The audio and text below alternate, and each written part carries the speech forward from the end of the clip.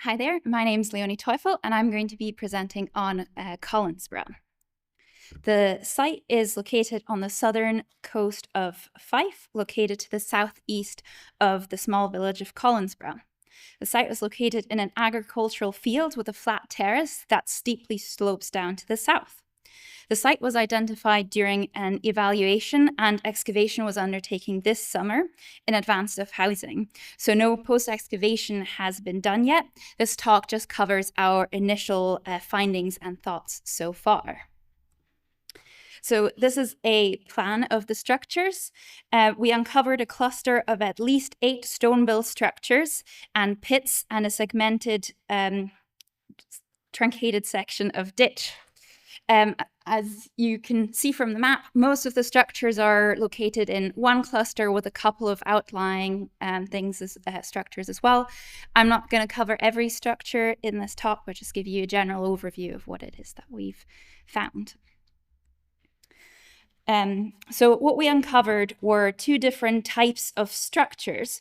The one that we think is possibly earlier is a sunken floored buildings that are cut into the ground with stone revetment walls that have possible post holes along the top and cobbled floor surfaces. The second are subcircular or irregular shaped stone buildings that are paved and have a central hearth. And this is just some drone footage showing you the site. So this is structure 3/9, which comprises of 2 sunken floor building with overlapping footprints. Structure 3 is the earlier of the 2 and has a possible entrance at the southeast or east, where we have a higher level of paving. The stone revetment wall of the structure, which you can see that goes along the back and the side, you can see in red here. We then have a cobbled surface within the western half of the structure, where also in the upper fills we found frequent tumble stones, suggesting that the walls possibly collapsed or that these buildings were deliberately backfilled. The fills were fairly sterile. The main find that we had from this structure was a small fragment of crucible that was within the lower backfill of the structure. Structure 9, which you can see in orange here, was built also of a stone revetment wall, but it was cut into the front of structure 3. And we know that it's a later structure because the wall is set on top of the cobbled surface of structure 3. Structure 9 also had an internal hearth, which you can see in blue here. Oh, sorry. No. So here you can see the revetment wall, which is the line and that is cut into the natural. And you can see the different courses of stone that make up this wall. And then on the bottom, you can see the hearth from structure 9, which has also been slightly truncated. So the reason why we think that these sunken floored buildings are earlier is because of the only stratigraphic relationship between the buildings was between structure 4, which you can see in yellow here, and structure 3/9. Structure 4 was made up of a paved surface with a central hearth. And this structure reused some of the wall of structure 3 as part of the paving. The southern half of structure 4 has been robbed, suggesting that further activity was taking place on site after structure 4 goes out of use. So this is structure 6. It's one of the other sunken floored buildings, and this structure was more of a figure of 8 or jelly baby shaped structure. It comprised of a stone revetment wall along the northern half with post holes along the top of the wall and a cobbled floor surface. The southern half of the structure was an earthen-packed floor with paving along the eastern half, which would have likely formed a walkway to get into the structure or along the edge of it. And there were post holes all around the structure, some of which were recut, suggesting that there were multiple iterations and changes being undertaken to the structure. This structure was also backfilled with midden material, which included a lot of shells, animal bone, and this little fragment of metal. This is really the only structure that has any evidence of occupation material. Otherwise, most of the structures have been fairly sterile. And they have also been a lot of plow truncating, because these structures were only about 20 to 30 centimeters underneath the topsoil. So the best preserved of the stone paved structures with a central hearth is structure 1, which you can see here. Structure 1 measured 7 meters in diameter and had an entrance to the southeast, which was made up of very well laid paving. The paving was held in place with orthostats that you can see in red here, which likely suggests that there were internal divisions within the structure as well. At the end of it, in yellow, we also have a pivot stone, suggesting that there was possibly a door there. And we also have possible evidence for a wall of the structure, which you can see in blue, where we had at least 3 courses of stone, but it was very hard to define and the stones were very tumbled. And therefore, I would not be surprised if there was a turf component to these walls. Within the floor surface, we also had a broken cornerstone, which was deposited face up, and it's a rotary cornerstone. And when we took it out of the paving, we found this decorized raised collar, which is of a type A1 rotary cornerstone. So this is structure 2, which is irregular in shape, with possibly an entrance either to the southeast or the northwest. The structure overall would have measured 11 by 8 meters. As I said, there are 2 possible entrances to the structure. The northeast entrance was a circular area of paving that had possible post holes around it, which you can see in green here. This then led down into the structure where we had a cobble surface that had a stone wall along it, which you can see as the yellow line on the top of the photo. And at the end of it, there was a post pad, which you can see in red.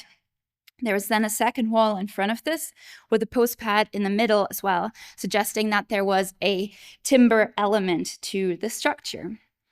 In front of these walls, we had a large area of paving, which was very well made of very large stones that have been tightly packed together. And in places when we excavated through this, we saw that in places they used at least 2 courses of stone to get the surface nice and level. So they spent a lot of time on building this surface. We also have a possible continuation of a wall at the southern end, which you can see in yellow in the bottom of the photo, but this is very tentative and it's just a couple of more tumbled stones. So we don't have your typical post ring of post holes or drip gullies, and these buildings do not follow your traditional roundhouse structure. However, they are similar in some elements, and this reconstruction shows a central hearth with paving around it, which is very similar to the paved buildings we had at Colinsburgh. But we don't have many post holes or gully, so we don't know what the roof of the structure would have been like. But where the walls survive, we think that these structures likely had a stone and turf component to the walls. So additional to the structures that we had, we found over 20 pits located around and within the settlement. They had steep sloping sides and flat bases, and the upper fills were very stone rich, suggesting that they might have been deliberately closed or sealed. Some of these, including the ones that you can see on the right here, were found under structure 1, therefore predating construction of the building, and this will help us understand the chronology of the site. Most of the finds that we had from the site also came from the pit features, including this rotary cornerstone, which is of a type 2B, which has a spiral decoration and a raised collar. In the plough soil to the north of structure 2, we found this upper and lower rotary cornerstone, and the stones were found on top of each other. The top rotary cornerstone had a concentric circular decoration with a raised collar and would be of a type 2A cornerstone. Additionally, in the plough soil, we also had this upper rotary cornerstone, which is of a Fintry type with a protruding handle. One of the pits also had this Roman glass bangle fragment. It's very pretty.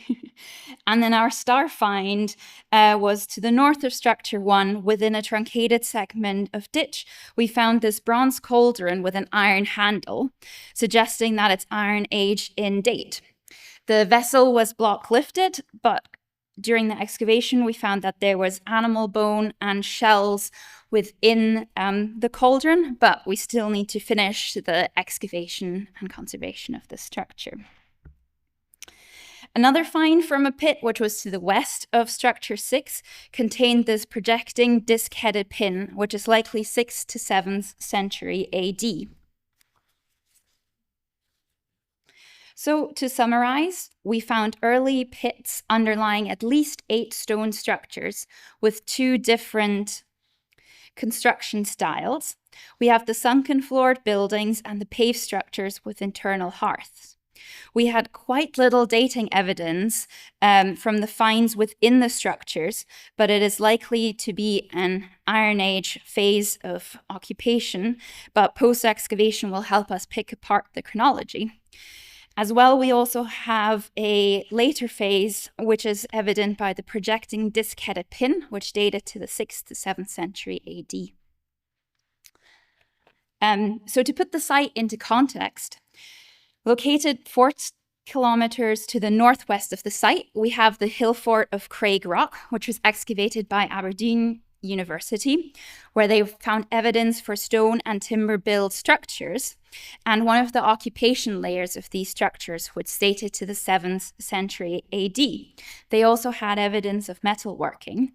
The pin that we found at Colinsburgh suggests that there might be a contemporary phase of activity between Craig Rock and Colinsburgh.